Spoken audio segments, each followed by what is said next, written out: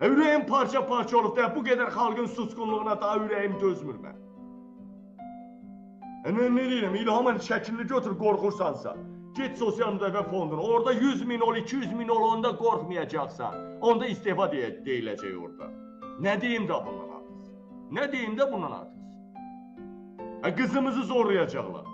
Qızını, balanı, nəvəni bu hökumətə mi qoyub gedirsən? Bax da 20 il bundan qabaq, 30 il bundan qabaq kənddə bir dənə fahişə tapmaq olmurdu. İndi kəndin 30% verir, məhəllənin 30% verir. Bu boşandı, getdi, yalandan Türkiyədə təmizləyici işləyir, orada verir. Bu Bakıda güya işləyir, orada otel, İlhamın otelində verir. Nə bilim, kişilər uca petxuluğa gedibdi, imkansızlıqdan, pulsuzluqdan. Ərəbləri tökdülər, milləti pozdular.